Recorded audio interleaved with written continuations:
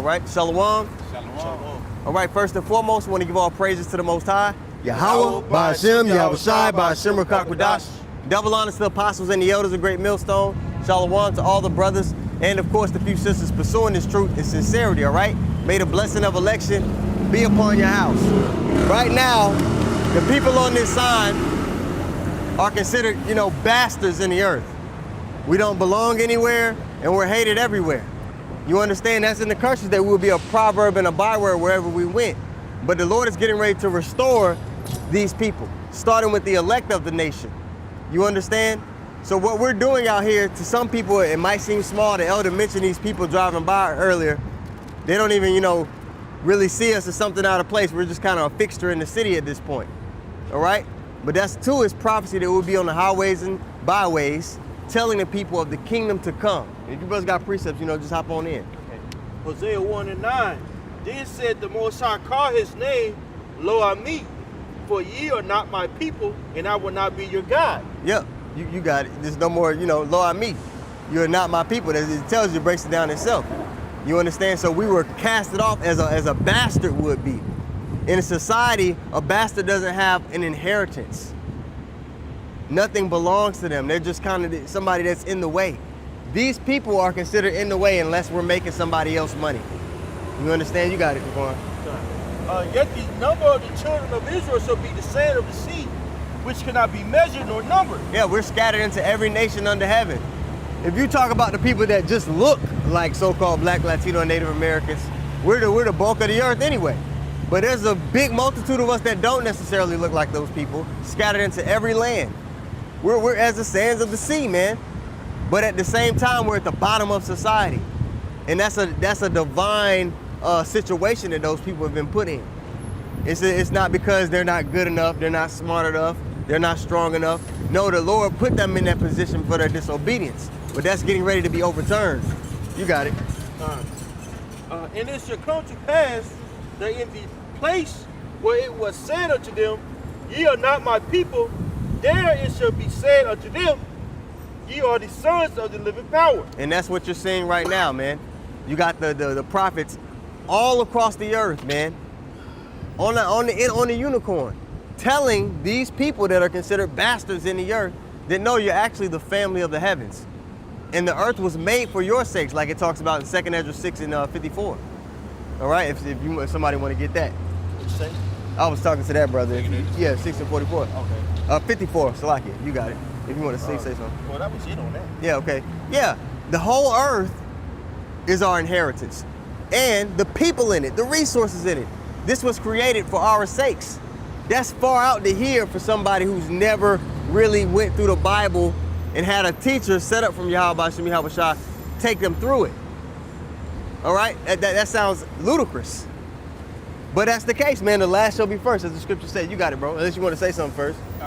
Go ahead. This is 2 Ezra chapter 6 and verse 54. Oh, yeah, that's crazy. It says, and after these, Adam also, whom thou madest Lord of all thy creatures, of him come we all, and the people also whom thou hast chosen. Check that out. Of him come we all, and the people whom thou hast chosen. There's always been a chosen people. Right. Even before Moses. Yep. There's always been a way that we were instructed to keep, even before it was written down on the tablets. You don't learn that in the church. Okay? Keep going, bro. God. Verse 55 says, all this have I spoken before thee, O Lord, O Yahushua, because thou madest the world for our sakes. Thou madest the world for our sakes. This paradise that was created was meant for these people to enjoy it. All right, in righteousness, and for it to flourish. And these people being in rulership is going to be a benefit to everybody, every nation on the earth. That's how the nations are going to be blessed. All right? The other nations, we know that, it's talking about these people, but the other nations are going to be blessed because they're going to have righteous rulership. They're not going to have to worry about their family being destroyed, poisoned water, poisoned food, the minds of their children being poisoned. They're not going to have to worry about those things because righteousness is going to be established. So these people getting their inheritance is a benefit to everybody. But on the other hand, you got 2/3 of these people, they don't want the inheritance. They want to continue in this kingdom. So as the scriptures say, though hand join in hand, you should not surely go unpunished. Am I paraphrasing that right? These 2/3 of these people, they're gonna die here on this side. There's nothing we could do about that. These other nations, they're going into captivity for the things that they did to these people. Nothing we could do about that. Even if you wanted to, you couldn't reverse that because the Lord ordained it. Okay? You want to say something? Real quick. Genesis 7:7. And Noah went in and his sons and his wives and his sons' wives with him in the ark, because the water of the flood of clean beasts and of beasts that are not clean. And the elders bringing this out because even before the law was written on tablets, notice it's saying clean and unclean beasts. How did Noah know that? Because the way was already there. It was given to us from the jump. Right? Back then it was orally. The first thing that Noah did when they got on dry land, what did he do? He offered a sacrifice. All right, you got it, Zaphon. In of fowls and of everything that creepeth upon the earth. Right? Just going into how, there's always been a chosen line, which were the sons of God, that the Most High supped with, they gave them basically the law, statutes, and commandments. That's right. Okay? That's only for a certain lineage. Now you had these Christians out here, they like to use the whole concept of Abraham and Abraham being in the child of Ur, him, they think that he's a heathen. Right. You know what I'm saying? And because he had faith, it was counted to him as righteousness, but that was a certain lineage, right? That came from Shem, basically. Yes. Shem was that chosen line. You can read about that in Genesis the 11th chapter. Okay? Through that chosen line, you had who? You had Abraham. And that's why it always tracks the lineage throughout the volume of the book. Abraham, Isaac, and Jacob. You go to Matthew 1, it's tracking lineage because everything, the earth, like we read in 2nd Ezra, and you can finish that too. The earth that's going to be inherited is promised to a particular family line of people. It doesn't change, okay? And that should be music to these people's ears, but it's only music to the elect of these people's ears because they're the only one that have the eyesight to really see the fullness of the gospel and what the Lord has in store for us. You got it, bro. Unless you have more on that. No. Let's see. Okay, back in 2nd Ezra chapter 6 and verse 56, it says, as for the other people which also come of Adam, thou hast said that they are nothing, but be like unto spittle, and has likened the abundance of them unto a drop that falleth from a vessel. You got a bucket of water and you carrying it and a drop of water falls out of that bucket. You're not really concerned with it.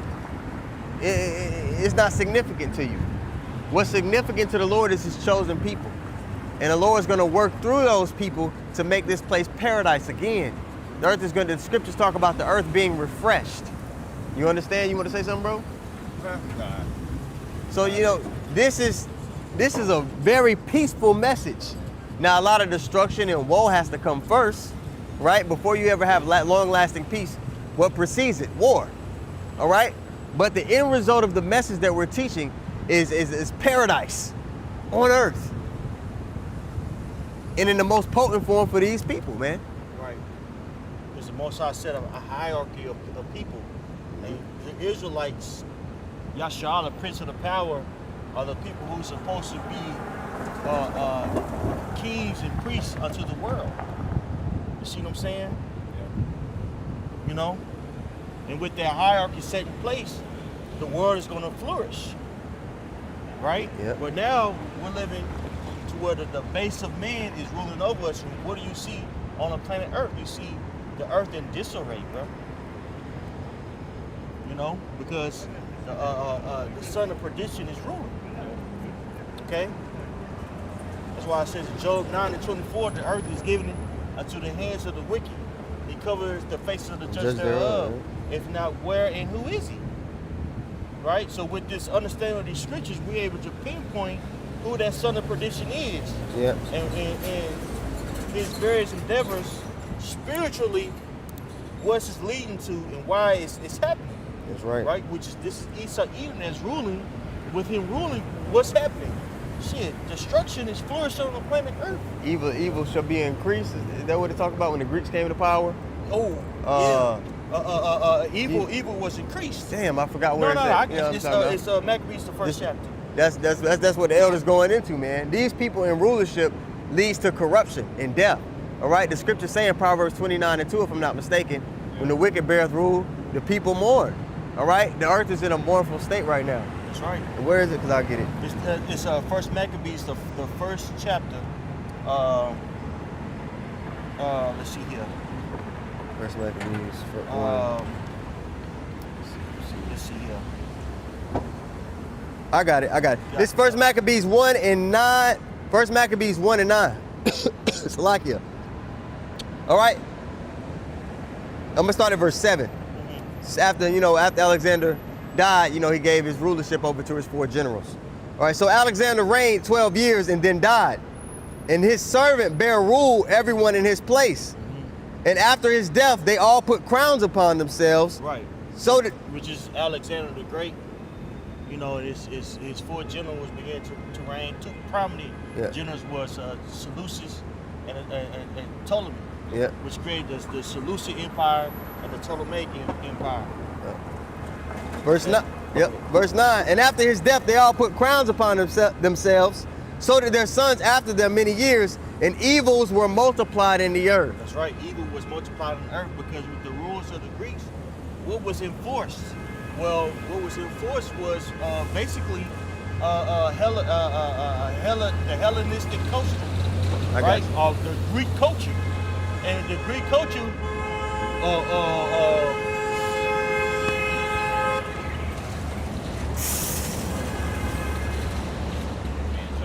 You can try to stop her.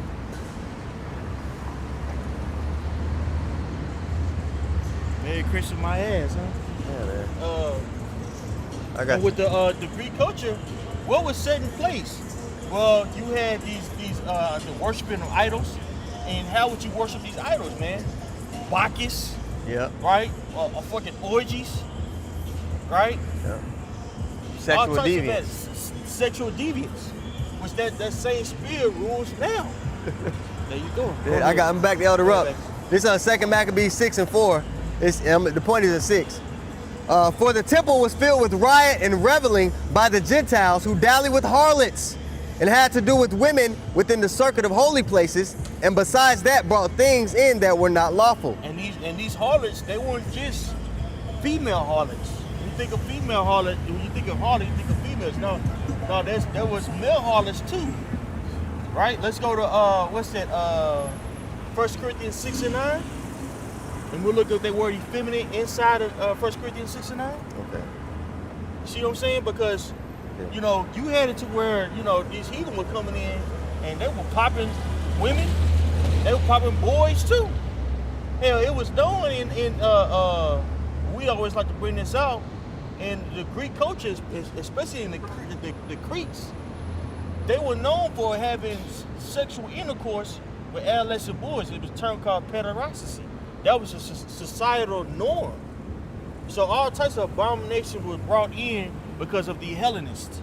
Same spirit today. This is what our people were basically following after during the time of the Most High. Yeah. Well, excuse me, the time of Yahushua. Yeah. For him coming back. See what I'm saying? Shalom, brother. Shalom. I got the precept you asked. Go ahead, huh? This 1 Corinthians 6 and 9, it says, know you not that the unrighteous shall not inherit the kingdom of God. Be not deceived, neither fornicators, nor idolaters, nor adulterers, nor effeminate. Yep, let's look up that word effeminate. The word effeminate is malakos. G3120, it says soft to the touch. What? I'm gonna jump down. It says a catamite. I know you like to go into that. Boy kept for homosexual relations with a man. A male who submits his body to unnatural lewdness. A male prostitute. Right, and this was going on. Right? This was going on during the time of the Greeks, right? And they were actually making our boys do that. What's that? Talk about that in Joel, the 3rd chapter, the Grecians. Yeah. Sold our sons. Is it like 9? 3 and 9. Let me see. Let me check so I'm not. Yeah. It's Joel 3. No, it's not 9. It's in here though. You talking about when it? Sold our sons. That's verse up For harlots. 6. Yeah. This is I'm gonna start at verse 5. Joel 3 and 5. Because you have taken my silver and my gold, the children of Israel, and have carried into your temples my goodly pleasant things, the children also of Judah and the children of Jerusalem have ye sold unto the Grecians, that you might remove them far from their border. Behold, I will raise them out of the land. I gotta see. I know what you're talking about. Did I skip it? Keep reading. Verse 7. Behold, I will raise them out of the place whither ye have sold them, and will return your recompense upon your own head. That's right. Hey, so you had these heathen that were moved us out of our land in the hands of the Grecians, and the Grecians greatly polluted our people, man. Right? We were dispersed throughout the various nations. This is who the Most High says He's gonna come back and save, man. And that's the power of the Most High. Though we're ascending the sea, He's able to take a hand full of sand and just throw it. And with His power, He's able to get the grains that He wants from the various places that He threw out, man. Yeah. Very powerful. And that's just to land back on you. That's another reason why we don't got to go out of our way to try to fly to this country and speak to the Lord gave us our arenas on which to teach, and His power is so great, like the elder said, that He could get the particular grains of sand that He wants back. We just got to be obedient. But you got a lot of people who do self-will bullshit, which, doesn't align with what the Lord has ordained us to do. Yeah, because they're lying to themselves. And a lot of people, they get a hold of these scriptures, and you can really lie to yourself for your about your ambitions, right? So yeah, I'm doing this because I want to afford. You might get even by speak for spirit, you get a business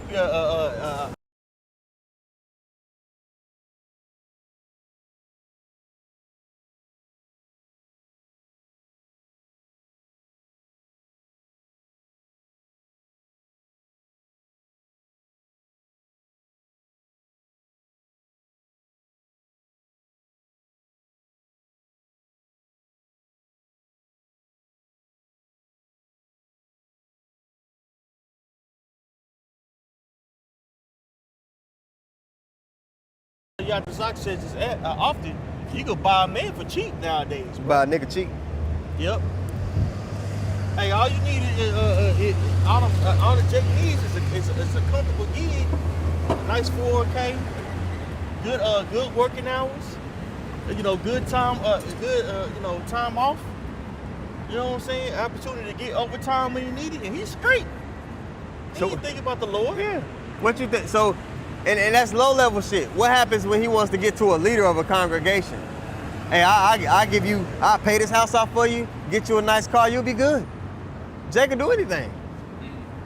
Yep, anything. Anything, like. Hey, you see Little Rod on that documentary, that PD documentary. Yeah. Now here it is, this nigga. I ain't watch it because I'm a chill then. I ain't gonna be spoiled for you. I don't want it. I ain't gonna watch it. So you can say what you gotta say. I ain't gonna watch it. I'm just tired of looking at it. You turn on Netflix, the nigga, they gotta zoom up over his face and shit. I don't want to look at this nigga. Man, I'll say that it was well put together. Objectively speaking, it was well put together. I bet it was. That nigga need 80 years. You know what I'm saying? Yeah. Whenever they want to demonize Jake, they gonna put some moving shit in there. They gonna move you. Yeah. He wicked though. He was demonized, but he a demon. He a demon. But like, why there ain't no Epstein documentary? I mean, yeah, you right, but at the same time, that nigga wicked. That nigga wicked. You need to watch that documentary, Doc. Yeah. Hey, you need to watch that. But anyway, you got this guy named Little Rob, producer for P Diddy, and this dude being groomed for the last 2 years. So I'm just gonna make this. I just try to just finish this, finish the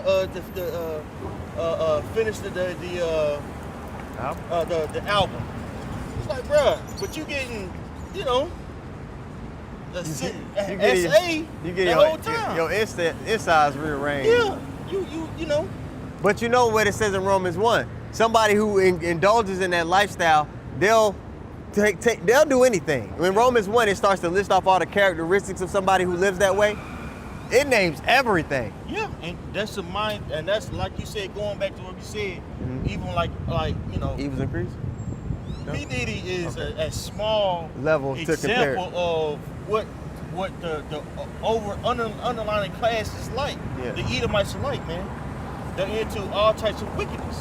So you said, well, what about Epstein? You're Yeah. right. Yeah. You ain't say nothing wrong. You're right. Yeah. What about Epstein, man? Yeah. But this shows you that this shows you the spirit of the Grecians. That's the spirit they were in. Yeah. You know what I'm saying? And It- this is the spirit that our people have taken over. It's a Taken on, term. I should say. It's a term that a lot of the high up Greek officials, they would have a little boy with them. Yeah. What's the term? Pederasty. Okay, yeah, they will always have a little boy with them. The Catholics doing the same thing, the priests, okay? Bro, no, there should be a movie on them damn rats in the tunnels in New York with the bloody mattress. Yeah. Why? Real teenage mutant using Ninja yeah, Turtles. that's really evil. Yeah, the meat, they somebody broke that down, like the pizza Yeah. that they was eating in the Ninja God Turtles. Damn. And they really broke it down how, what's the dude that was trying to get him? Splinter. Splinter, Master, was it Master? No. That's Shredder. They broke it down how he really was the good guy, you know, because they was down there doing it. Anyway, Yeah. these people are doing what Diddy was doing to babies Yeah. On a massive level. on a big. It's a big business for them. They're doing it to, and they're going further than that. They're doing child sacra. I don't know if I can say it on the YouTube. Yeah. You know, they'll say hate speech, but you're doing it though. Yep. So that same spirit, like the elders going into, is back here today, on a more potent level. Because the Lord said that this would be the most evil time. Yep. You see, right, bro. I'm gonna read that precept, Joel 3:3. Joel 3:3, it says, "And they have cast lots for my people, and have given a boy for an harlot, and sold a girl for wine that they might drink." Yep. They had us on the auction blocks. Yeah. You know what I'm saying? Selling our children Lord. for all types of abominations. That's really why Benjamin is adamantly against that shit. Hey, because that was a hub for essay against our people, man. Yeah. That's wicked, bro. But this is what these people are into, bro. And that lascivious mindset Yep. is running rampant here in the U.S. Lewdness. It's to the point to where it's acceptable. Even in the schools, you go and drop my kids off at school, you got the little girls wearing a mini skirt Yep. right underneath her private parts. Why is that okay? Why is this a thing in this society to where nobody even thinks twice about it? All right, that same lewd spirit is back here today in this society. But again, like we were going into, the Lord is going to refresh. Audio good? Yeah. Somebody said that the audio turned off, but I just checked it's good. Yeah. Yeah. I just checked the audio straight. Okay. Yeah. The Lord is going to refresh the earth, man, through the elect of these people, starting with Yahweh Shah, of course. All right, this 2nd Ezra 11:46. At the bottom of the chapter, it says that all the earth may be refreshed and may return, being delivered from thy violence. Then you have the man of violence, all right, who's in rulership. And that she, Israel, she may hope for the judgment and mercy of him that made her. Okay, so we're longing for the refreshing of the earth. These people, they're not longing for it. These are the same people that sit here and talk to you about protecting the environment, right? Gil Bates. Right. But all these AI centers produce more pollution in New York City this year. Yep. It takes so much water to cool these tech centers. Yeah. It's causing more pollution than the biggest city on earth. What? Yep. So these people are disingenuous, they're liars, they're not fit to rule. Right. And a sort of structure that's going to take over anybody who cleaves unto this place. As the scriptures say, woe unto them that go down to Egypt for help. That's right. So we're supposed to come out of this place first in the spirit, all right? Because it's a sort of structure that's going to overtake you. But then we're physically going to come out of this place if we walk the path that the Lord commissioned us to walk. This is a big deal. This is the most important thing going on in the earth today. But because it doesn't appeal to the fleshly eye, people don't perceive it as such. And if you brothers got precepts, you go ahead. I know I quoted a few. Micah 2:10. You got it? You got it. Go ahead. I didn't even add it, but I was thinking about it. Micah 2:10. Arise ye in the park, for this is not your rest. Yes. Because it is polluted, it shall destroy you, even with a sore destruction. This is not your rest. So there's a lot of people, they might even get money in this society and they think they got rest, only to find out that it never stops. What you gotta do to get this money, that path you gotta walk down to get this money on this side, you always gotta go a little bit further to keep it. You always gotta rub elbows with the wicked to keep it. And then ultimately, he's gonna make you submit to him as a slave by taking that mark to keep anything that you've gotten in this society. There's no rest in this place. No matter what status you get, no matter your achievements, there's really no rest. Look at Will Smith. He had everything to his access, but does he truly have rest in the spirit? No. There is no rest here. So the Lord is going to give us true rest. All right? So that's why the elect are longing for new heavens and a new earth wherein dwelleth righteousness. You got more on that? Well, I could read it. It's going to go to something else. Okay, well, yeah. I got some. If you're done. Go ahead, be done. Yeah, this is 2nd Esdras chapter 8 and verse 1. It says, and he answered me saying, You speak on it. It says, the Most High had made this world for many, but the world to come for few. Right? So this world that we living in, world of pretty much Esau, right? His empire, this world is made for many of the wicked. That's why, if you're wicked here, you're going to flourish here. But on the flip side, if you're being righteous, you're going to be slandered, mocked, persecuted, which is things that are soon to come on a higher level, right? As the brothers going into how in Esau Edom society, you have to do these, these sacrifices, right? You have to, in order to be high in this society, you by default have to be wicked. That's why this is not your rest. Right, and the brother also made mention. I mean, he didn't quote Baruch 4, but I was thinking about Baruch 4 and 6. How you were sold unto the nations, not for your destruction, but because we moved to Lord's wrath. So the only reason we under Esau Edom to begin with is because we went off against our power, serving other gods, right? And and since we want to serve other gods, Lord done gave us over to them other gods that these heathens worship. And now you got what we in today. Right, the base of all man ruling, and you see for yourself on an everyday basis, shit ain't functioning right. We're in this hellish condition, and we don't have rest. This is Hebrews 4:1 in the NLT for the elder.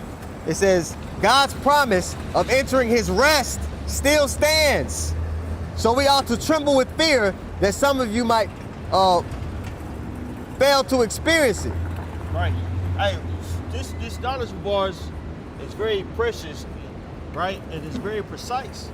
Now, as I was driving down, I was listening to the Apostle Tahar video on this man who had just died, Prince of the Power, Phoenicius. I believe that's his name. The man died, but he lived. He lived basically his life in his walker boys in abyss, right? There was no, what's up, bro? There's no right or wrong, all right? But it depended on how you feel, and the Most High, took that man out. We should use that as an example to fear the Lord. Now, you might have some things to say about the man, you know what I'm saying, or some, opinions about the man, but ultimately you fear the Heavenly Father, right? We have to fear the Heavenly Father because don't think that can't happen to you. Right. And it's a fearful thing to fall in the hands of a Heavenly Father, bro. But he didn't take this walker boys as something that was precious. He knew that he was Israelite, but it's like anything that somebody came out with that was seemingly was a compelling argument, he cleaned on to. You know what I'm saying? And became ultimately a scoffer of the truth. It's like he was a Hebrew Israelite that was a Christian almost. this knowledge of ours wasn't precious to him. All right? There's a price for that. And so he had to pay the price, and that was a young man that died. You know? I believe he was wasn't even touching 50, bro. You know? You know? Now somebody could die in the truth. You know, that's a young man. But what legacy that he left? Did he leave, bro?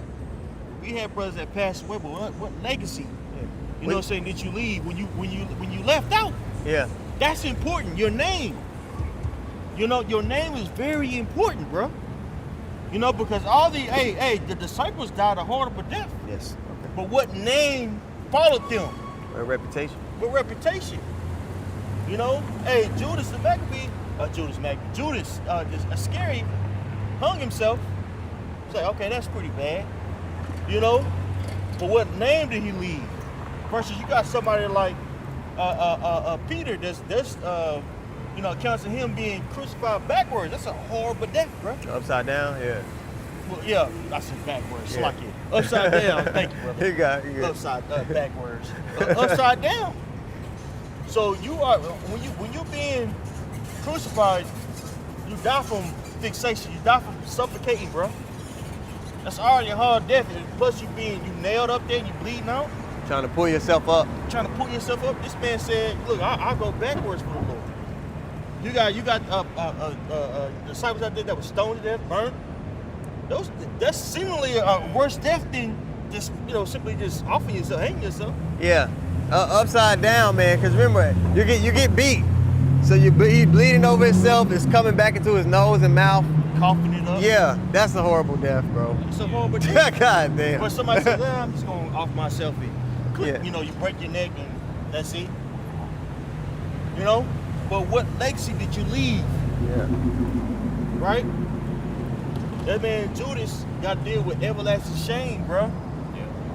That's a cold lick, brother. You know? When we get to the kingdom, you know, not talking down on the man. You know what I'm saying? Hey, brothers are more, more, you know what I'm saying, forward than others. You know what I'm saying? That name never been in my spirit, bro. Cause, you know, I just never was that type of guy. Cause I always knew in the back of my mind, she could go left. I gotta pay for that. I gotta stand on that. Yeah. You know what I'm saying? So I'm always kind of, and that's just me. That's just my spirit. At the same time, though, yeah, man, he got what he was looking for, bro. Yeah. And the Lord, you know, ultimately, the Lord had him play that specific part in the movie. Dog. So it's just like that sucks. You know, that's everlasting shame that he gonna have to deal with when he comes to the kingdom of heaven. Like I really was an asshole on the internet, bro. Not talking down on him, not and he's gonna be in a good place, but he's just not one of the elite. He got to eat that. Yeah. Everybody got casted differently. You just got to hope that you was casted in a favorable light. Right, and fear the Lord, bro. Yeah. Fear the Lord. Hey, what's that scripture when we judge, we look for mercy?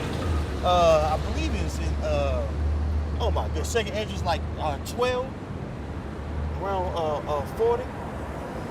If we can't find the word. I'm gonna look for it. You can. You know. Cause hey man, the Lord's not playing no games, man. What we dealing with is something that's daily serious. You know, we out here and we casting out judgment because that's a lot, but within casting out judgment, you know what I'm saying, you have to be balanced and you have to really just examine ourselves.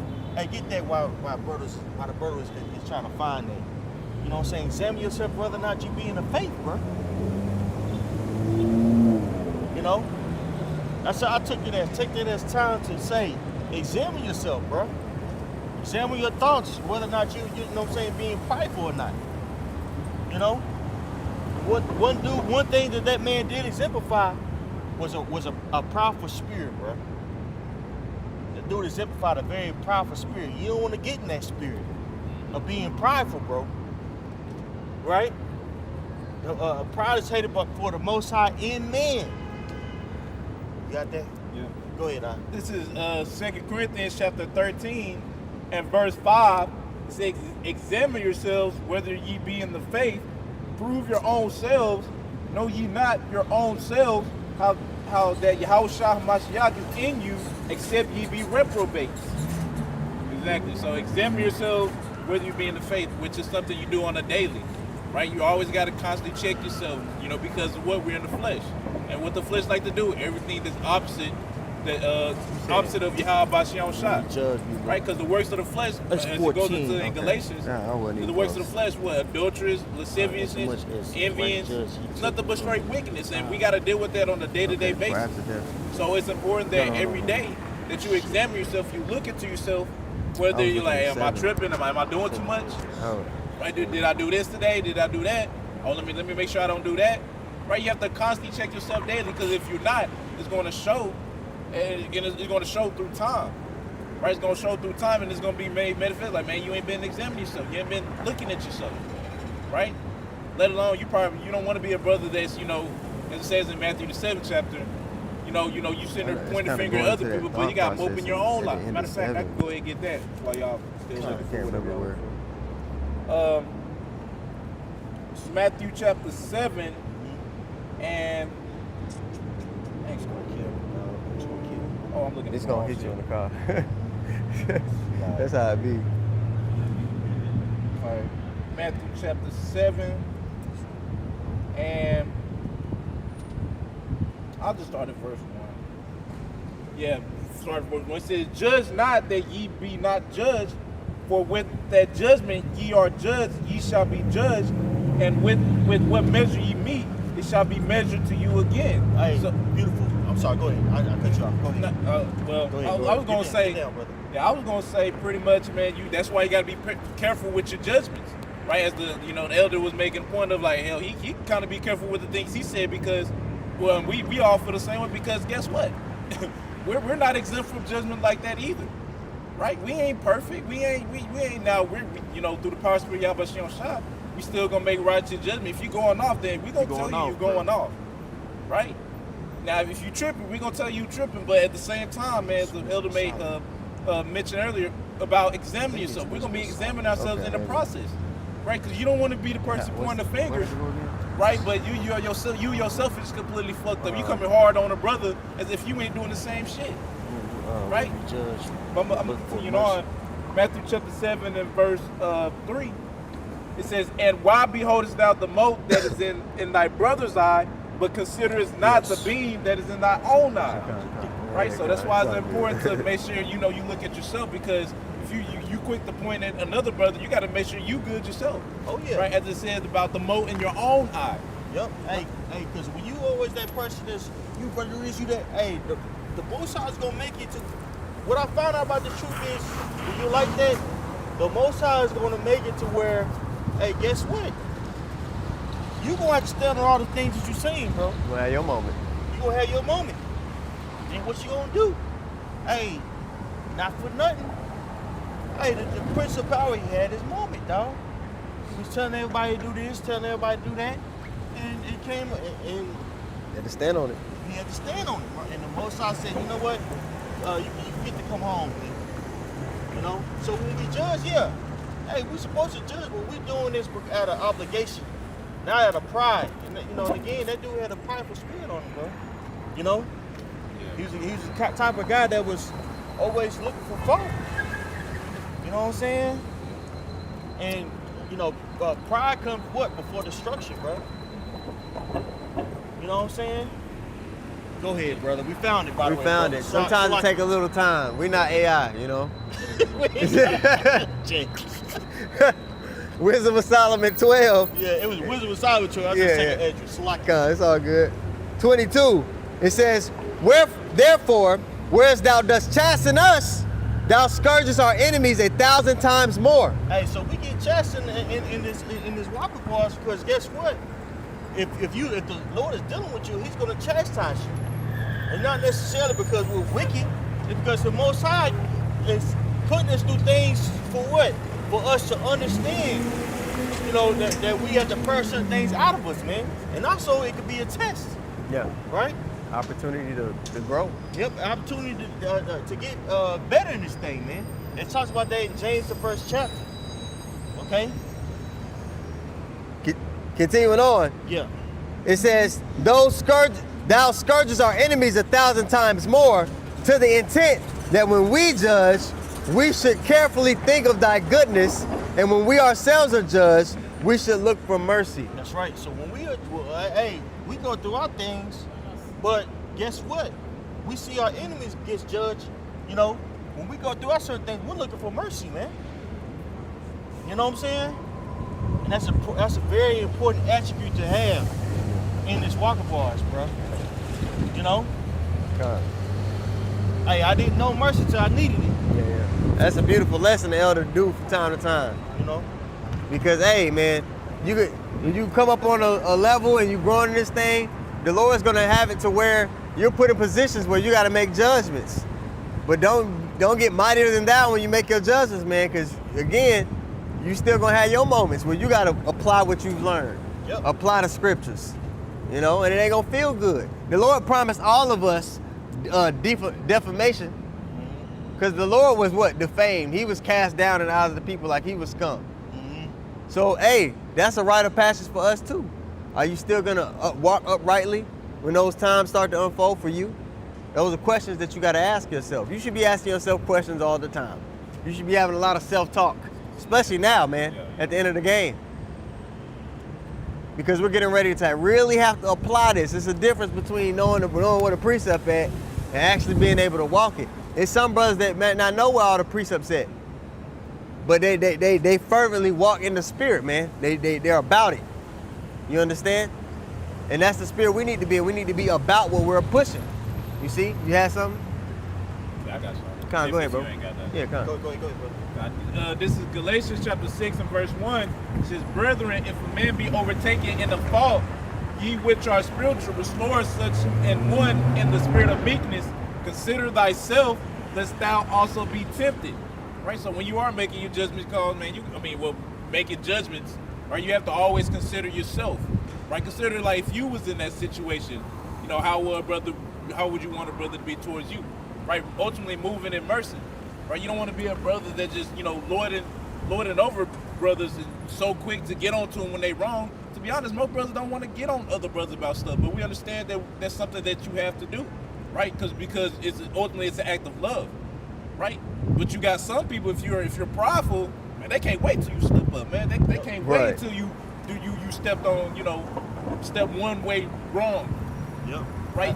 Quick to do it, Slacky, you got it. Nah, and that was on the cool. That man, Prince of the Power. That's what he was on, bro. That's what he was on, dog. You know what I'm saying?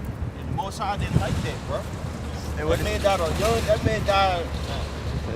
young death. You know what I'm saying? By himself. You know what I'm saying? You know. And what the scriptures say, they talk about that some man preach for envy and strife. So that's the category he was in. You have a bunch of people in our walk that, you know, they come back in their lots. During Paul's time, there were people that were, you know, fervent to preach just to come against Paul. Just to come against what the followers of Yahushua was teaching. They weren't doing it in sincerity. They were doing it to scoff. That's the lot this guy that the elder's talking about, he was in. There's a lot of guys, yeah.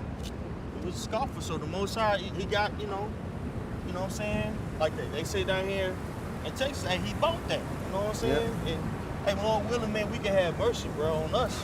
Yeah. You know what I'm saying? That's a scary thing, bro. You know, now we know going to the Lord, that's a beautiful thing. You know, but shit, man, you might leave some affairs behind. You might leave some people in straits by going to the spirit world, bro. Yeah. You don't just end with you. You know what I'm saying? Go ahead, Al. This 2 Peter 3:3, it says, knowing this first, that there shall come in the last days scoffers walking after their own lusts. Right, he was walking. That man walked after his own lusts by changing of the doctrine being contrary to the apostles.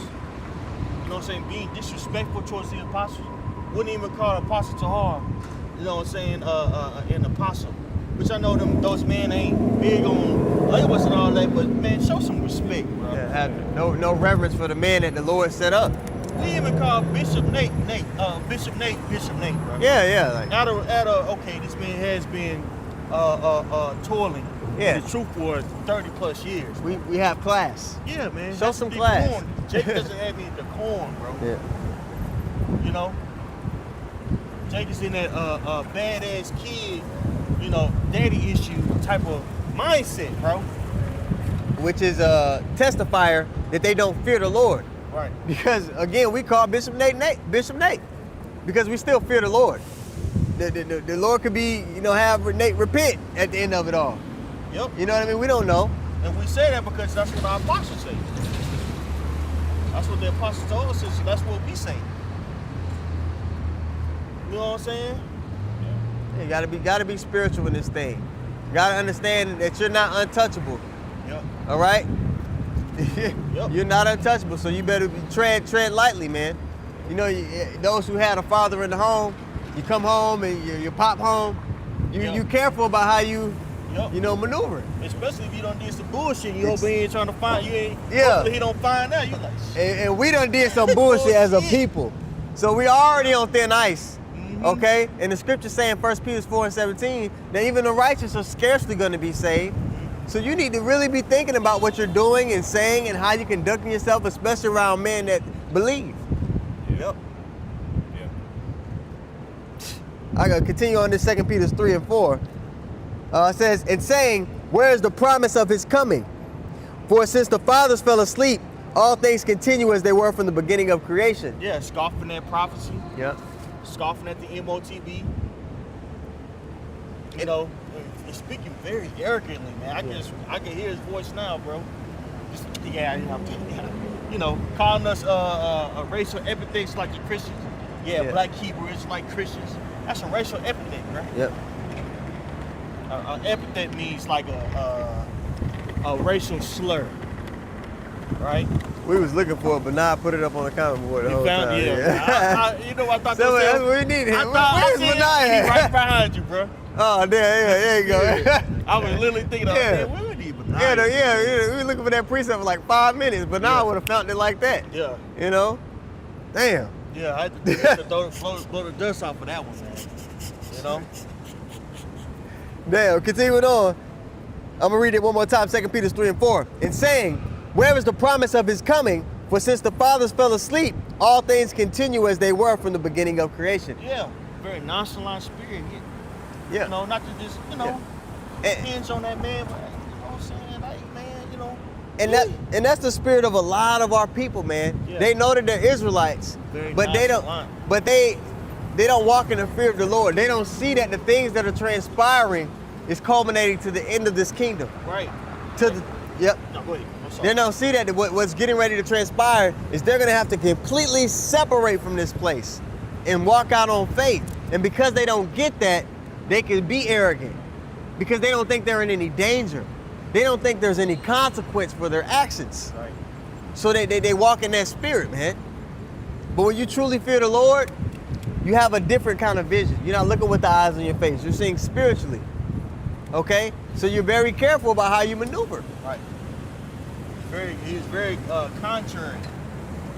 Had a contrary spirit on him, man.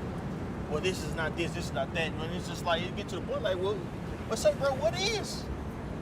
Yeah, they What never is? say what is. What is? You know, especially when it comes to prophecy, bro. You know, when it came to prophecy, they undermine it. And we are living in a time to where it's about to get very serious out here, bro.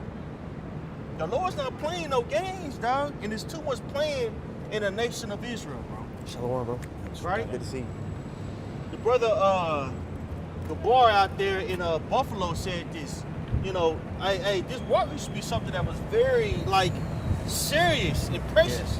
People took, you know, the word serious. It's a very, you know, silly spirit out there in the nation of Israel now, bro. They sensationalized it because the more social media has become more prominent in society, they've made lighthearted of it the same way the internet does with everything. All right, and that's what 2/3 of our people do. Whatever makes them uncomfortable or is too serious or they got to make lighthearted of it. That way they don't feel responsible for acknowledging it. They'll joke about it. The same way that you have people in the scriptures, man, saying, oh, y'all been saying that. They don't want to have to deal with the reality of the standard that they got to uphold.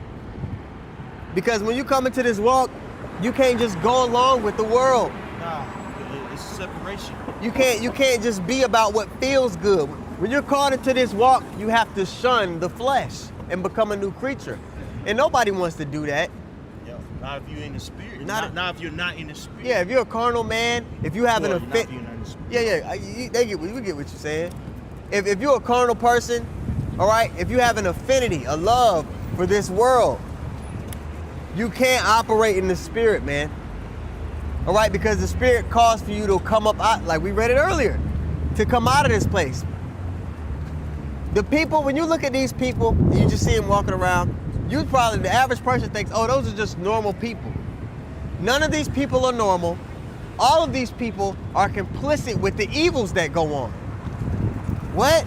They're complicit. Yes, they're complicit with it. If they weren't, it would be an uproar when they heard about the guy on the island.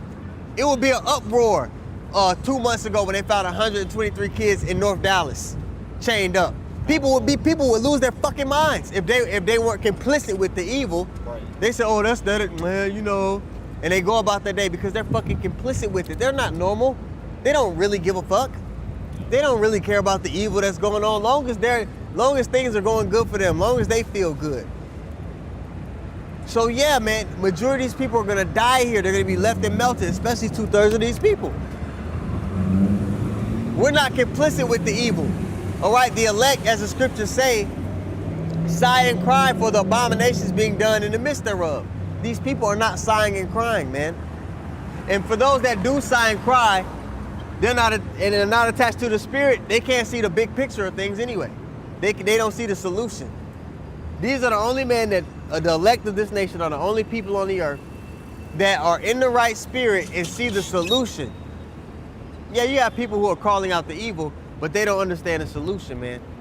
We understand the pathway to salvation, the pathway to fix and reverse all the evil that's been afforded in the earth, man. You got something, bro?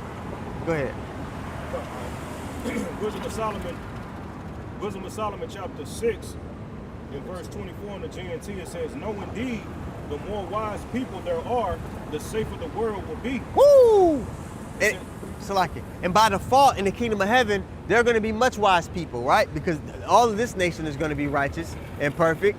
But all of the nations are going to be groomed up in the way of righteousness. So it's going to be a much more peaceful place. It's going to be the most peaceful place. You got it, bro. It says, "No, indeed, the more wise people there are, the safer the world will be. A sensible king can be depended on to give his people this kind of security." Woo! And starting with Yahweh Shai, all right, King David, the 12 and on down, they're going to be sensible kings everywhere. And wherever those men are, it's going to be like having a temple. All right, so righteous judgment is going to flourish in the earth, which means peace is going to flourish. Simple math.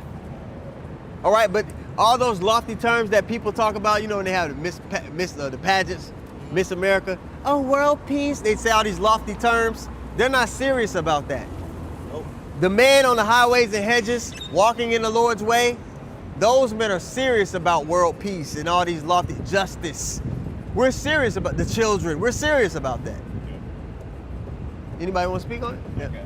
Go ahead. Go on, go ahead. Whoever got something. I was going to add on to the point because pretty much this is what the elect they will be doing because they're going to be considered the wise when they're put in rulership. This is Sirach chapter 19 and verse 19. Just people saying Shalom. It says, "The knowledge of the commandments of the Lord is the doctrine of life, and they that do things that please them shall receive the fruit of the tree of immortality." Right, so the knowledge of the commandments of the Lord is the doctrine of the way of life. Sayings and teachings, the way of life. Right, so what the men of the Lord, the elect, what they're going to be forwarding when they are put in rulership is pretty much, you know, the law, statutes, and commandments, which is produce nothing but life. And what we live in today's society, man, we see the exact opposite of that. Nothing, literally everything contrary to that. Pork and everything, right? Man can be with man, woman can be with woman. Everything just completely flipped in this world. Well, like the scriptures say, you should be as gods knowing both good and evil. We're going to be gods in lowercase g, in the kingdom of heaven. We're gonna know the full spectrum of what everything leads to. You understand? Yep. I want to get the. Okay, you had something. No, I mean, I got a precept. I'm gonna make a point. Shit, knowing how to when to show mercy too. That's why we having this experience in the flesh, just like our Lord Yes. did. And when we change, it's like Yahweh Shai has changed to their glory. Now, you know what I'm saying? Because he in the heaven, Yeah. you know what I'm saying? You're speaking up for the elect, like, nah, let him slide. You know what I'm Yeah, saying? I get it. I get why he, you know what I mean? We'll know how to, you know what I mean? Just to back that point up. We're gonna be able to judge perfectly. I got a real quick one for you. Proverbs 29 and 12. If a ruler hearken to lies, all his servants are wicked. Ooh, we can read that again. If a ruler hearken to lies, all his servants are wicked. All his servant, and this is the man of deception that's ruling. Everything that he pushes is a lie. So the people that serve up under him by default, they're wicked. The scriptures give you mathematical equations to decipher what's what. We know that this is a wicked rulership. We know the people in power are wicked. We don't gotta know them personally. They hearken unto lies. They forward lies. All right? And by default, the earth is, peace has been taken from the earth. There's a scripture that says that. Took peace from the earth. Red horse. Yeah. Revelation 6. Revelation 6. Is it 6? Yeah, this man is taking peace from the earth, man. The red man. So that lines perfectly up with what the elders reading, man. The leaders hearken unto lies. You can read it again if you want. Kind. I got another one for you. Huh? Kind. Proverbs 29 and 4. The king by judgment established the land, but he that receiveth gifts overthroweth it. Woo! And look, the way this devil rules, for anybody to really obtain ultra success in this kingdom, you're gonna be given a gift. You're gonna be given things that cause you to pervert righteousness. In order for you to be in particular rooms and settings, you gotta pervert righteousness. You gotta leave the ways that the Lord has commanded us to walk in and compromise your integrity, compromise your character. You mentioned the Diddy documentary. That's a low-level example. Right. In this, and as wicked as that is, that's a low-level example. yeah, Of what goes on in the elite class. I mean, hey, if you are, you know what I'm saying, a politician, you're really doing the bidding of the lobbyists. yeah. Ooh, there's a YouTube page I follow. It's I forgot. It's like PPN Network or something. And the guy, he goes up to city councils in different cities and he asks the guys coming into work. He says, America first or Israel first? And every one of them, they get this look on their face like, ooh. And they say, hey, I'm just a staffer. They're compromised. Yeah, because they know saying that America first, they're committing, you know what I'm saying, career genocide. Yeah. Or suicide, I should say. Yeah. You have to say the right thing and do the right thing, you know what I'm saying, according to what these smart had to say, which control the media, which control the lobbyists. Yeah. You know what I'm saying? I gotta post that in the chat for y'all so y'all can see it. Yeah. He just asked, he goes to every city, he goes to the city council and he asks all the councilmen and politicians, America first or Israel, and none of them. Isn't that strange to you? That doesn't strike anybody as strange? No matter where you go, these people, you know, they're in cahoots with the very people that, just like you brought that word genocide up, and made me think about who committed the most recent genocide. Right. They're attached to the people that are actively committing a genocide right now. So, no, there's only a few good men willing to stand up against the evildoer on the earth, and it's the elect of the nation of Israel. All right? Sure. You had something, but now you had something? I mean, it's one kind of thing. Okay. I mean, We get it. Okay, I want to get Michael 4 because I want to go into how the elect men of this nation are going to be judging righteous judgment on the earth. So you know how we just mentioned the politicians and all these city councils, they won't answer the question America first or Israel first. All right?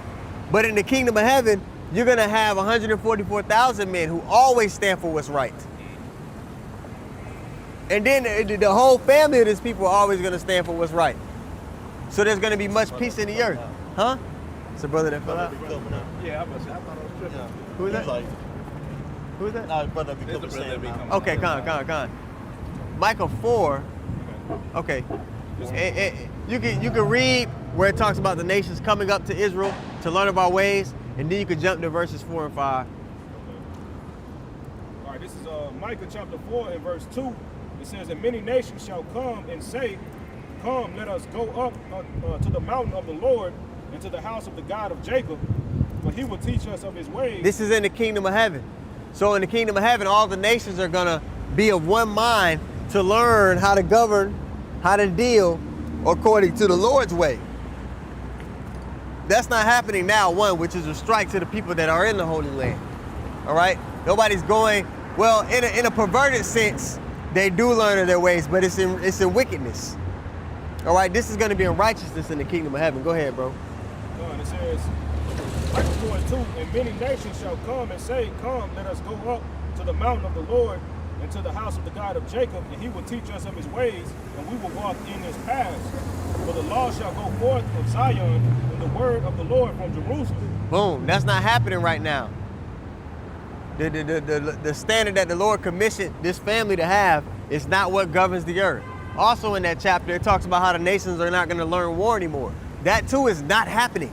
Right. So the people that are masquerading as the Jews in the Holy Land, they don't fit prophecy. Okay. Also, these people are going to be immortal when they go back to the Holy Land. That's not happening. It's just God's a straight up liar. Right. He hearkens unto lies, like you read earlier. Now, when you jump down, you can read the point in 5. When you jump down to verse 4, it says something interesting, man. Micah 4 and 4 says, but they shall sit every man under his vine and under his fig tree, and none shall make them afraid, for the mouth of the Lord of hosts has spoken it. Yeah, man, we're going to be at utter peace. Nobody's going to make us afraid. Right now, you have these small hats, they're afraid for people to even bring up their history of how they got to that place. The same night they went into the land of Israel, they got bombed. It was conflict. That doesn't make, they don't fit prophecy. They don't fit this book that they say they're the people of. All right, but in the kingdom of heaven, keep going, bro. Verse 5, it says, for all people will walk every one in the name of his God. Lowercase g. It says, for all people are going to walk in the name of his God, because like I mentioned to you, the scriptures tell us ye are gods. All right, these people, the elect of this nation, they're going to be governors of the earth. And we're going to be the same way Yahweh Shah is our bridgeway to the Father. We're going to be the nation's bridgeway to righteousness. Keep going, bro. It says, for all the people will walk every one in the name of his God, and we will walk in the name of the Lord, Yahweh Shah, our God, forever and ever. That's not the nations worshiping their own gods. All right? That's them following, dealing with the chain of command. The elect are going to be like gods unto the nations. All right? We're going to be their access point to righteousness. That's a big deal. That's something that you should want to strive for. Like it talks about in Revelation 3 and 11. Behold, I come quickly, and let no man take thy crown. Right? We're not in this thing for the short term or just to feel good or to make a name for ourselves. We want righteousness to be established on the earth, and we want to be a part of that governing body. All right? That was it on that, bro. Unless brother got any precepts. Is in Wisdom of Solomon, I'm thinking of it, says if you desire thrones, let cleave unto wisdom. Wisdom of Solomon 6. Wisdom of Solomon 6. I can't remember where it said exactly. Wisdom of Solomon 6. So I got it. From Dallas. They're not from Dallas, but This Wisdom of Solomon chapter 6 and start at verse 20. Yep. He said, therefore the desire of wisdom bringeth to a kingdom. Woo! So the elect of this nation, we're kingdom minded. You look at a lot of people with fringes on their t-shirts, they're not really kingdom minded. They're trying to build here. All right, which is in conflict with what the Lord desires. You don't never hear about Great Millstone, or we got to get a school put together for the kids, or we're gonna have this little getaway, this little marriage count. We're not worried about building here.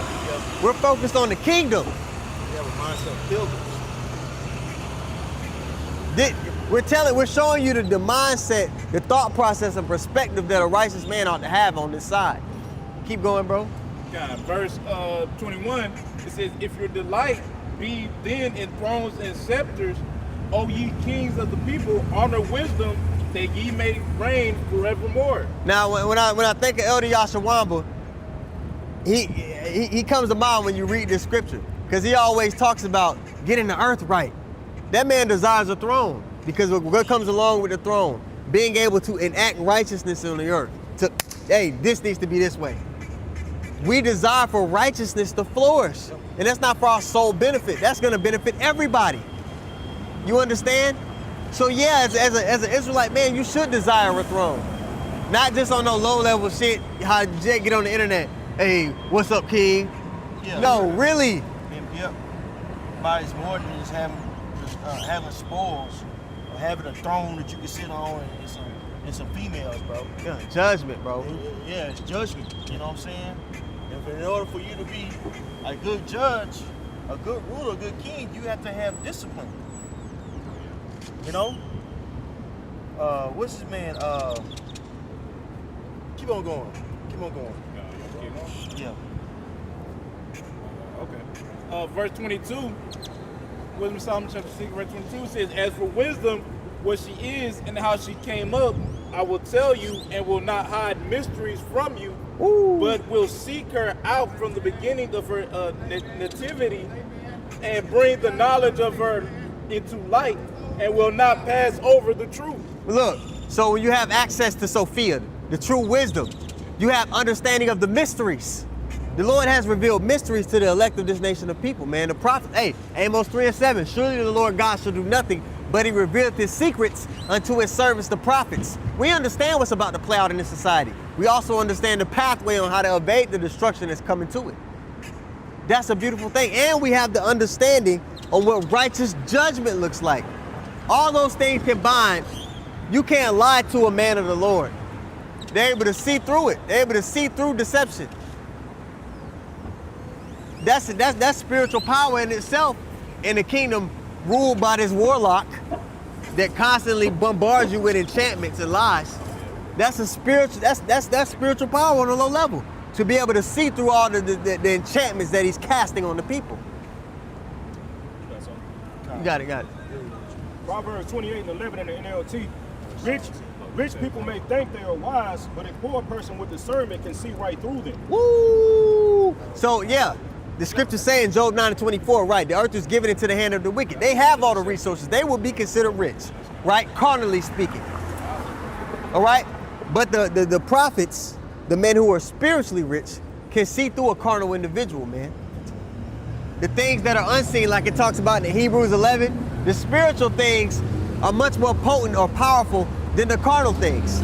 So a man that's spiritually endowed is going to overcome the carnal man, because the Lord is with that man, regardless of the access of resources that he has to. And the world is about to witness that again on a higher level than they did in Egypt. All right, because Pharaoh, right back then, right now, Esau's the new Pharaoh. He's the one that has access to all the resources. He's the one in power. But the Lord's going to use this low people to tear him and his kingdom down, like it talks about in Isaiah 47. Sit in the dust, there is no throne. All right? So again, we're able to see through the lies and deception, and really, we're the juggernaut in the earth, man, because the Lord is with us. The Lord is hovering and protecting us the same way he did in Egypt. But it's going to be in a greater fashion this time. I think that's in Jeremiah, is that Jeremiah 15? Where it talks about, they shall no more talk about the deliverance from Egypt, but the deliverance from the north country. Okay. You know? I know what you're talking about. God. So a greater deliverance is getting ready to take place in our time. And that's prophecy. And if somebody calls himself a teacher or a believer in the scriptures, they should be occupied in prophecy. When you go to Revelation 19:10, it says that the spirit of the world, of who the world ignorantly calls Jesus, is the spirit of prophecy. That should be something that's a pivotal focus for a believer in the Bible. Y'all got that precept? Go ahead, bro. Jeremiah chapter 23 and verse 7 says, therefore, behold, the day is come, saith the Lord, that they shall no more say, the Lord liveth, which brought up the children of Israel out of the land of Egypt. Now, the deliverance out of Egypt is world renowned. It's a big deal.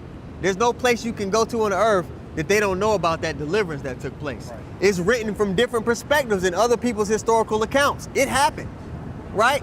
that this slave class of people took down the world power at the time. The Lord is saying he's going to get ready to outdo that. And that deliverance run through generations. So what is the deliverance now going to look like? It's going to be something that we can't even fathom. Go ahead, bro. Verse 8, but the Lord liveth, which brought up, and which led the seed of the house of Israel out of the north country. All right. For all the country whither I have driven them, and they shall dwell in their own land. All right, so the north country would be America. All right, the scriptures talk about all 12 tribes here being oppressed together. We know that through prophecy. This is the one place on earth where we all came together and we were oppressed, right? This is the north country. Now the question you got to ask yourself is, if you know this place is going to be destroyed in a worse fashion than Egypt was, why would you be invested in it? Don't get me wrong, you got to work and survive here in this society, but your hopes and dreams shouldn't be in this place when the Lord said he's getting ready to destroy it. It doesn't make sense. You don't start to decorate a house that's set for demolition, do you? It's a money pit. What are you doing? But that's 2/3 of these people, and that's the majority of the people in the earth, man. They're invested in America, Babylon the Great, when the Lord's getting ready to destroy it. You got it. Micah 4:10 says, be in pain and labor to bring forth, O daughter of Zion, like a woman in travail. For now thou shalt go forth out of the city, and thou shalt dwell in the field, which we know that field, according to the book of Matthew, is the world, man. All right, it says, and thou shalt go even to Babylon. There shalt thou be delivered. There the Lord shall redeem thee from the hand of thine enemies. You got it, bro. Just to back up on what we just read, bro. You know, the Lord is going, the mass majority of Jake is here. So get some footage, the y'all. Lord said we're going to be scattered amongst, the whole four corners of the earth. So the Lord is going to come back and he's going to save our people. All right, from the boat from America and the rest of the scattered Jake amongst the four corners of the earth, man. It's going to be seen, you know. Y'all bros got it. Hey, if I can make a point too, it's gonna come with signs and wonders like he did before in ancient Egypt. That's why I say in 2 Ezra chapter 15, the Lord is gonna set his hand a second time.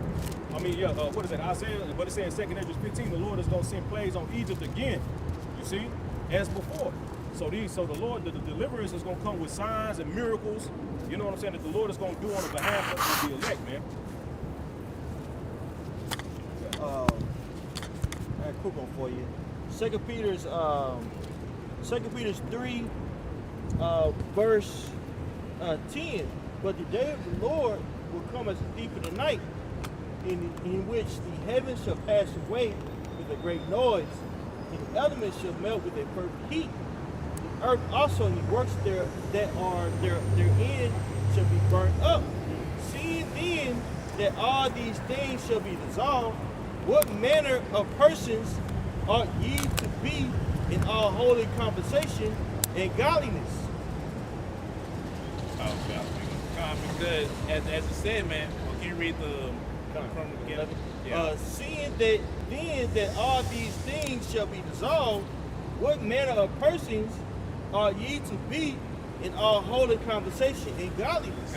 Key word, seeing that these things are going to be dissolved, because the Lord, he done gifted us with foresight to ultimately see the ending of the place. Now we ain't gonna say we know to the very T, to the very detail on exactly how the Lord's going to do it, but we got a generalization of like, man, this place is going to be done, and it's going to be done, and at the end of it, it's going to be destroyed by nuclear thermal missiles, right? So with us seeing that, man, what manners of persons ought ye to be in all holy conversation, as it said in there? God. In all holy conversation and godliness. Exactly. So how should you be conducting yourself, knowing that this place is going to be destroyed? As the priest went into earlier, how don't be putting all your eggs in this one basket, right? Because this place is going to get destroyed anyway. So if the more you put into this place, the more entangled you are going to be within this place. All right, we're called to not be entangled with the affairs of this world, right? Because if you're entangled with the affairs of the world, then you're not going to want to let these certain things go. That's why Yahweh Bashem Shah can't give you everything that you want on this side, right? Because you still got to know that, for one, this is a punishment, and two, that the Lord's going to get us out of this shit eventually, right? So you don't want to be decorating pretty much in a pile of shit when shit going to get thrown away, right? And the Lord going to give us something new and far better. Well, just to back your point up, you had said, you know, we don't know. You know what I mean? Yeah, It's, yeah. Isaiah, 1 Corinthians 13 and verse 9 in the NLT. It says, now our knowledge is partial and incomplete, and even the gift of prophecy reveals only part of the whole picture. Exactly. It only reveals part of the whole picture, right? We got a general, it's like looking at a shadow, man. You got a general understanding of it, but you're not going to see the details of the face, the nose, the mouth, the teeth. But the shadow, we got a general generalization of it. So we're able to see, you know, general, like, okay, what's the end of this place? Okay, your house shot's going to come back, right? Oh, by the end of it, the thermonuclear missile's going to be shot over here to destroy this shit, right? And then the nation of Israel is going to be in rule. But as far as into details, very detailed, like where you going to be at, hey, are you going to be at the house, or are you going to be in Louisiana or something? We don't know that part. We prophesying part as well we know it part, right? So as you pretty much got. Is there more on that?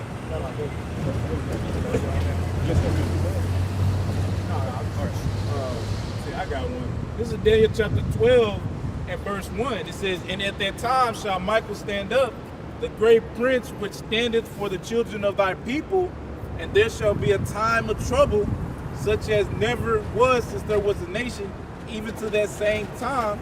And at that time thy people shall be delivered, everyone that shall be found written in the book. Right. And we're starting to see that, you know, the times that we're living in is going to be like it's like a time like no other, especially with the introduction of AI into society, man. You know, the things that we thought were far-fetched or sci-fi that were seen in these movies, as far as like humanoids and things of that nature, that's becoming a reality. And with that, you know what I'm saying, you know, the need for people, you know, is going to be, you know, or for a lot of people, it's going to be obsolete. You know, and we have the powers that be, you know, they're putting certain things, legislation in place to unalive a lot of people, man. You know what I'm saying? This is going to affect you. You have more and more people dying at a substantially young age. And it's not by chance, it's not by coincidence. This is something that has been, you know, strategically set in place to depopulate the world, man. You know?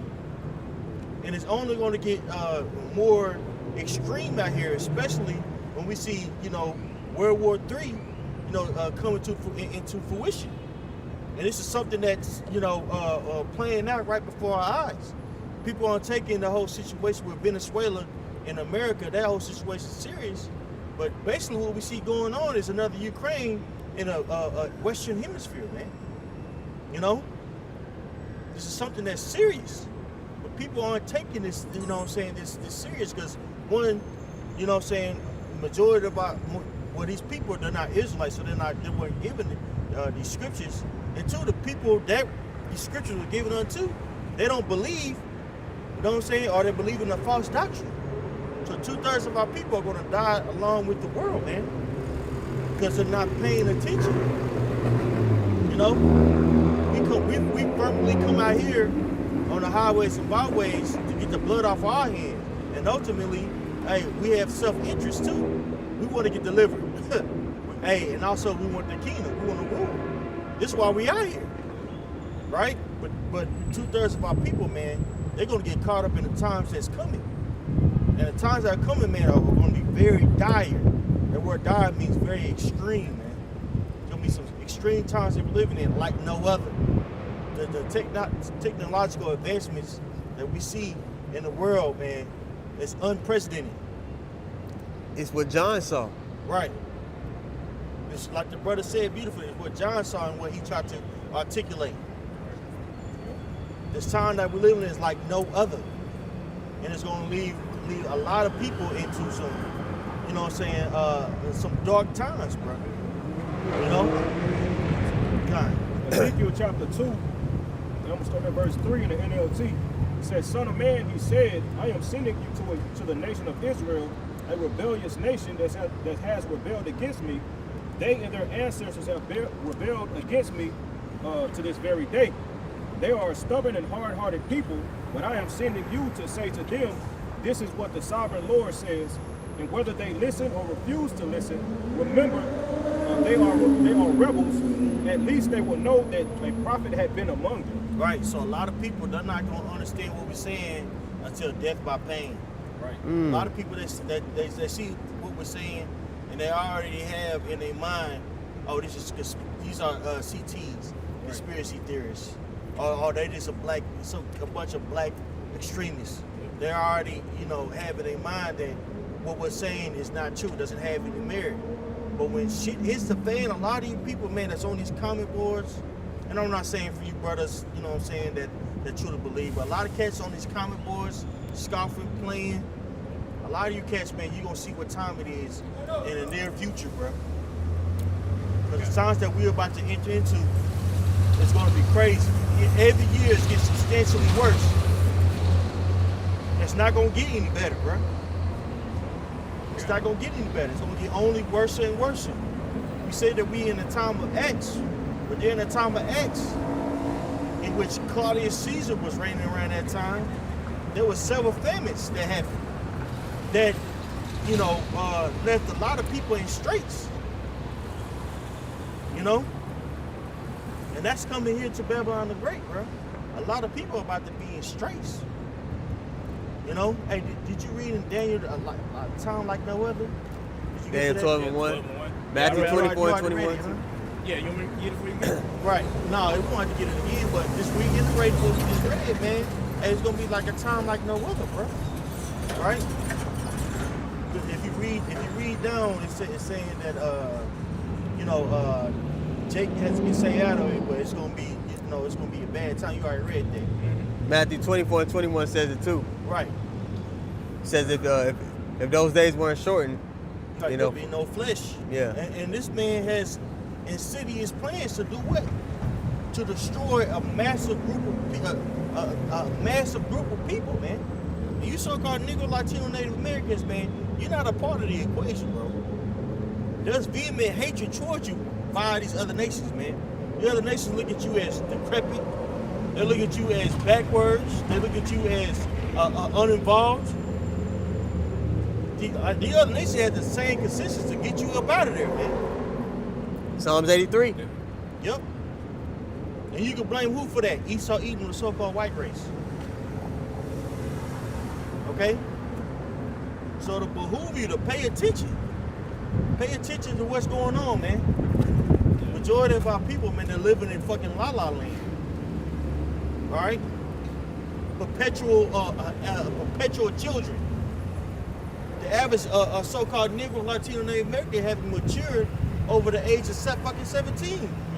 Now you see on the internet, you got adults fighting at Little League games, man. Grown ass people fighting over Little League games. Man, your son steal that base one more time, my nigga. Right. What the hell wrong with you, bro? Yeah, real talk. You know what I'm saying? Man. Perpetual children, man. They could go down at any moment.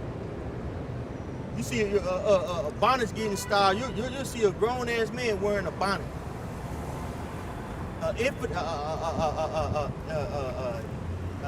Infant state of mind. Majority of our people, man, they're in a very childish mindset, bro. Which is effeminate. Okay? They're not looking for the time of trouble. They're not gearing their minds up for said peril, man. And when it hits, man, you're not going to be able to just turn on the spirit of Yahweh Bashim Yahushua. Right. You know? You ain't going to be able to just, say the Hail Mary and cross yourself and everything will be all right. No, you're going to have to live the spirit. Hey, in Canada, they're making it unlawful to preach the word, to preach out of the Bible. Okay? Then what? What are you gonna believe in, man? The famine of the word gonna hit different. This is Jeremiah chapter. It's Isaiah chapter 8.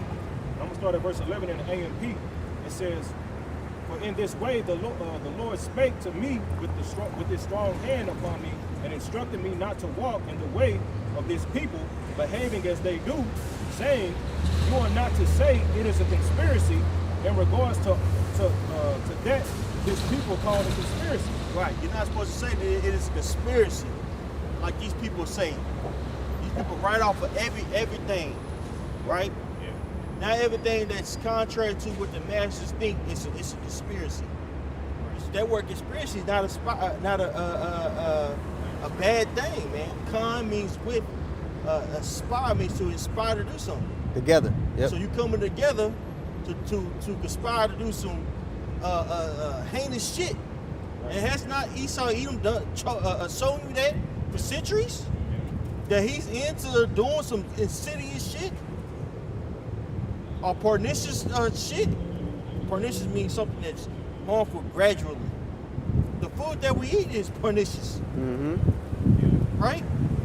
Yeah, you got cats out there, man, getting cancer, you know what I'm saying, at a young age, man. Diabetes at a young age.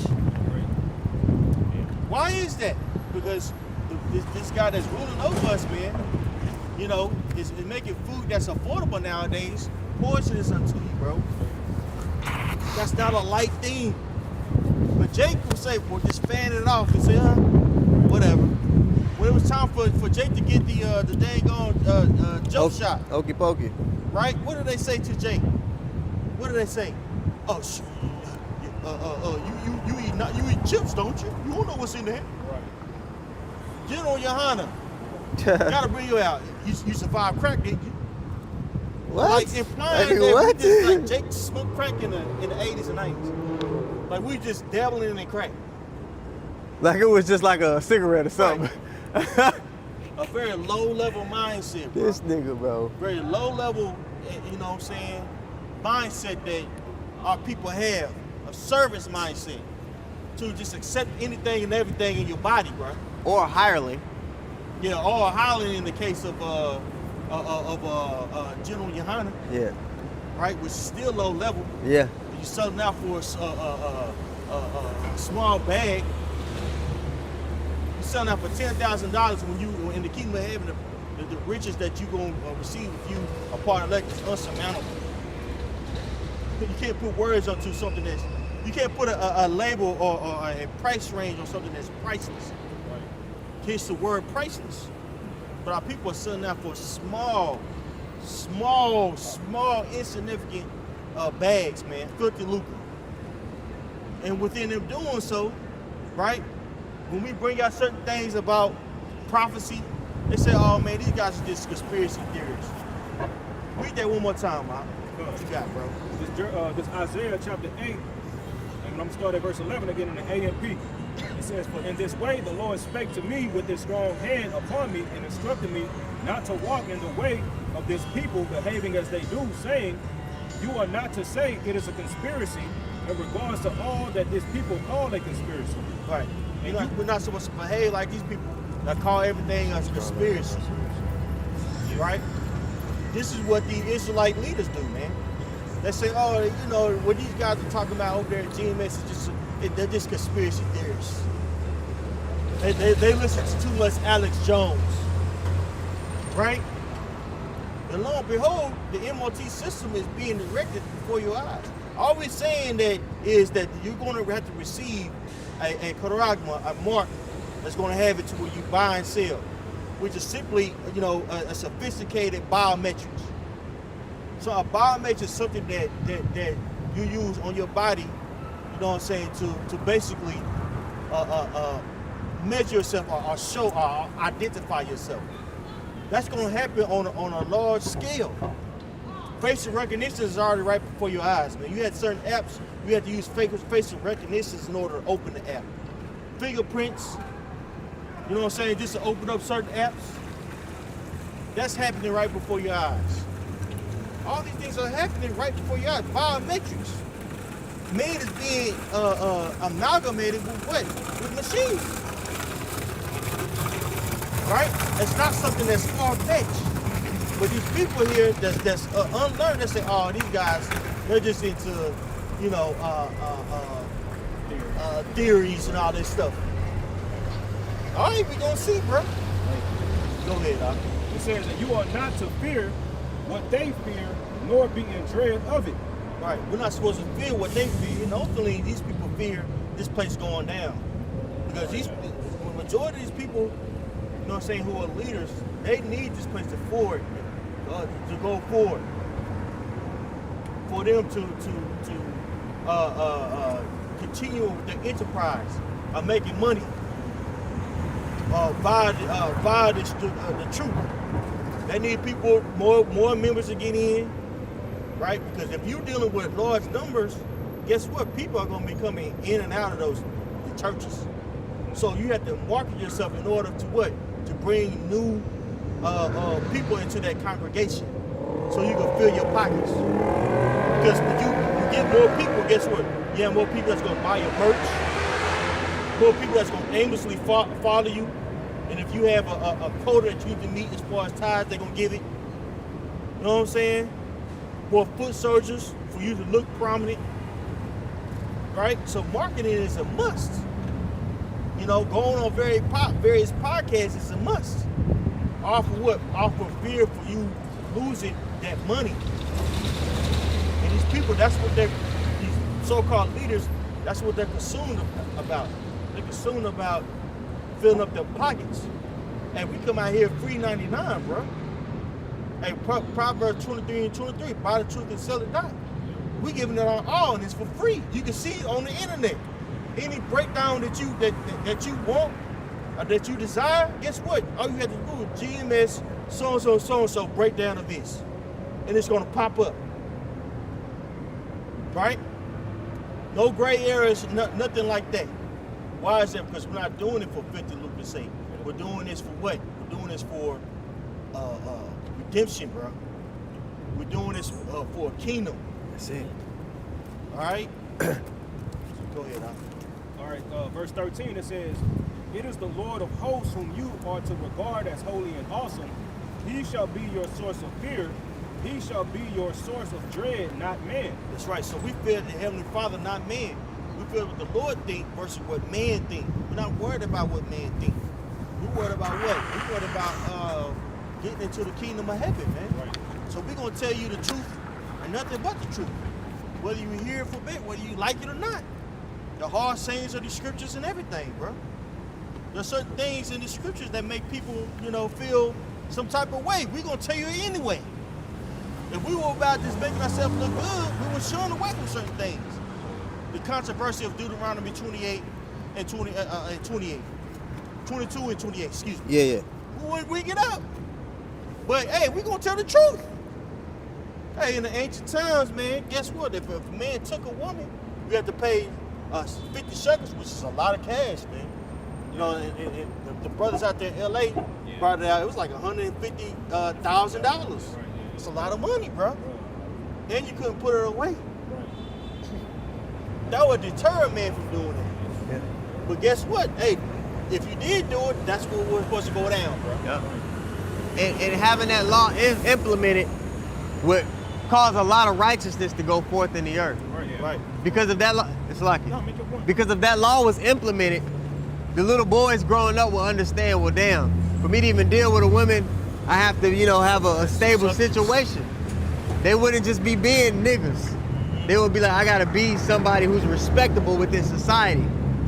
So the whole mind frame would change within the little boys of our people as they grew up. Just that one little law would change a lot of things in society. The Lord truly is, He is. Where He issues forth, man, it brings forth life. That was it. I got 3 seconds. Going back, I'm gonna jump to some we got chapter like 34 and 10 14, because when we read in Isaiah 8 and 13, at the end of it, it's talking about how to fear the Lord, and you know what I'm saying? Let the Lord be your fear, and let the Lord be your dread, and not a man.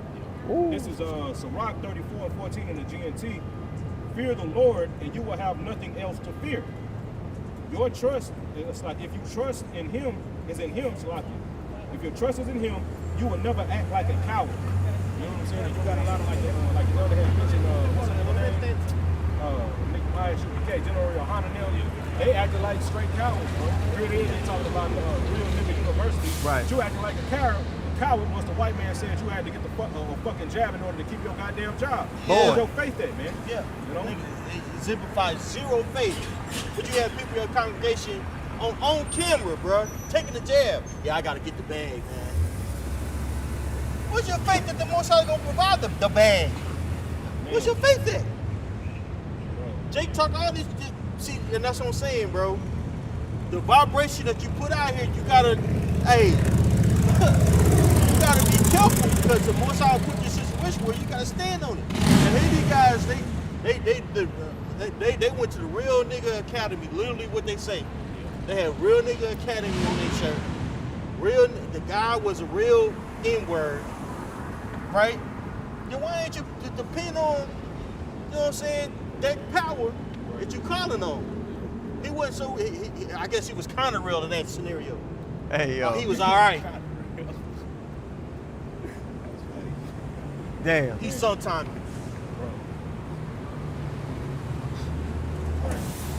And don't say that you were being Jacob and subplaying. You wasn't subplaying it, bro. Right. Nah, hell no. You know, man. You bowed down, bro. Right. You bowed down. Okay. And you going, and that mindset is going to lead a lot of your congregation into death. Right. Because we are going to have to stand on what we believe in in the near future. It's not going to be cool to be here Hebrew Israelite, bro. That's right. Hey, there's an anti-shum campaign going on to basically make the smart heads look reasonable. Right. Okay. Now with that, you know what I'm saying, you don't think that they're going to smear us in order for their hidden agenda to make themselves look better? See what happens with anti-Semitism, you know, increases in the U.S. Right. Sure they are. But it's nothing for them to create a F flag, man. Right. They did it before with 911, man. Mm-hmm. We've seen other various things, man.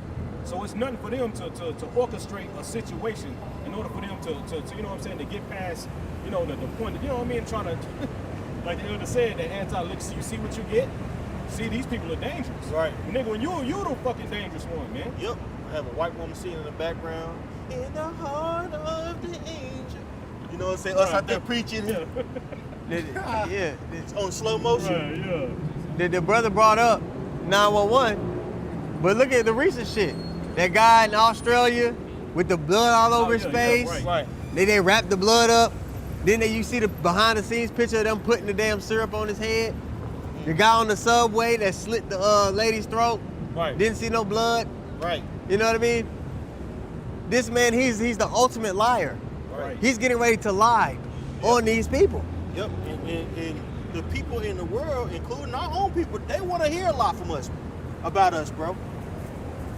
The sentiment of the Great Awakening is disdainful to the masses.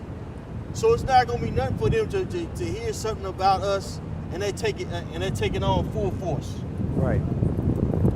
They hoping that there's something that they can cleave unto. Look at how they cleave unto Deuteronomy 22, like you mentioned. Yep. If they didn't have that, bro, they'll be hurt. Yeah. Because they wouldn't have nothing to. They have to make some shit up. Yeah, when that shooting happened here, right over here, I believe. You know about this guy. You know, I was online looking at it. It's like, this one dude's like, yeah, it looked like those guys that stand out there on the street corners preaching hate. We had nothing to do with that. But guess what? That was a time for him to point the finger. Right. Yeah.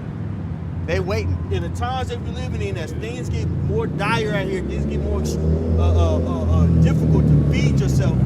So, Jake is going to be the boogeyman. Two-thirds are elect. It's going to be the boogeyman. Right. One thing that you could bank on in Babylon the Great is so-called black fear. Yeah.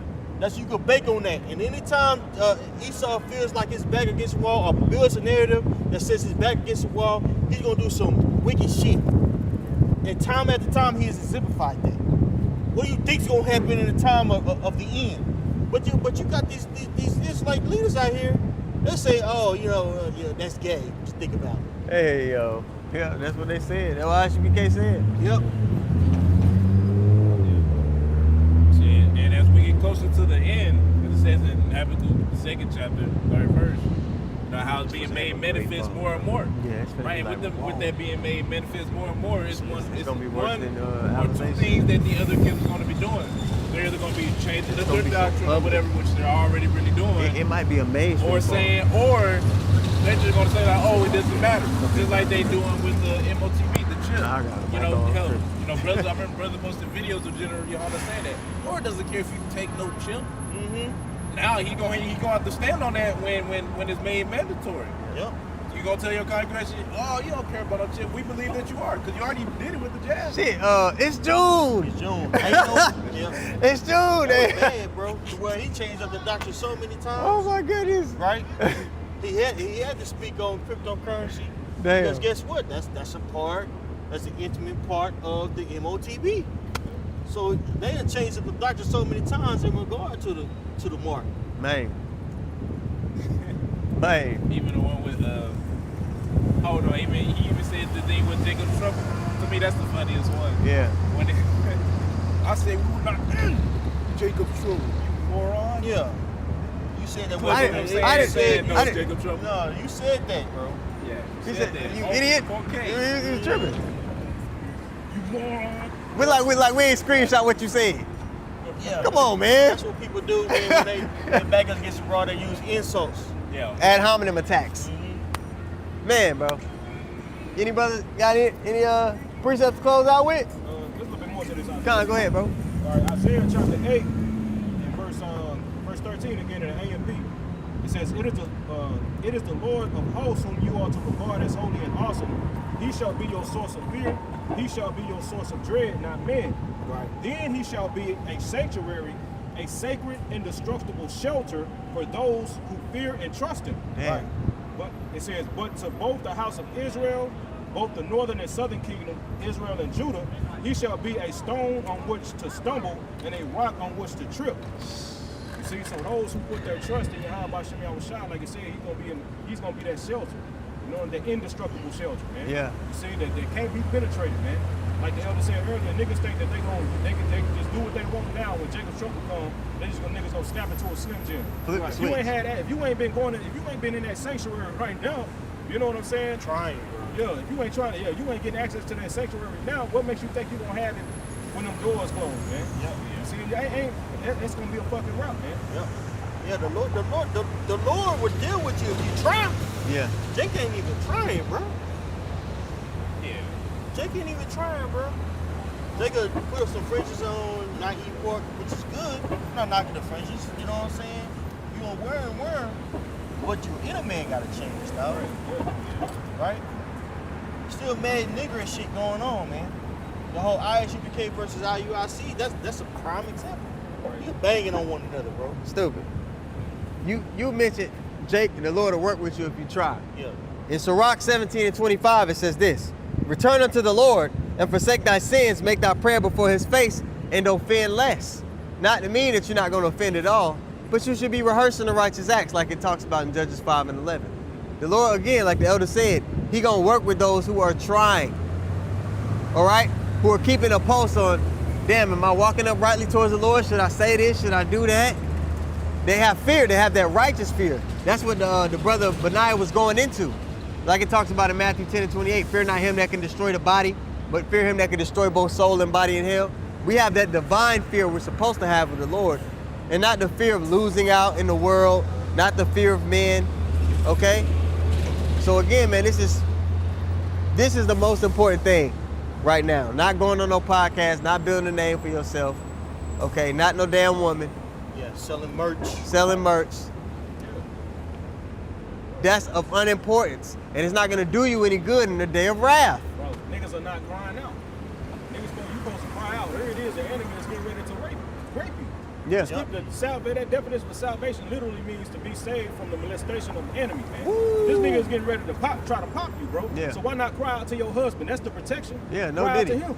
You see? But these niggas, like you said, these niggas on pot. These niggas, they with it. Yeah. They gonna bust some I might have to watch that Diddy documentary. You gotta watch it. Yeah, it is. Yeah, It's a good one. Right. It's a good documentary. Damn, man. I know it ain't as freaky. I'm tired of looking at that nigga, man. You think it's gonna be just X-rated? Nah. All right. Anybody got any closing points or precepts? You got it, Jaquan. Hey, with that being said, we'll give all praises to Yahweh, Ba'ashem, Yahushai, Ba'ashem, Rakakwadash. The honors to the apostles and elders, and peace and salutations to you. I got told in the truth. Shalom. Shalom.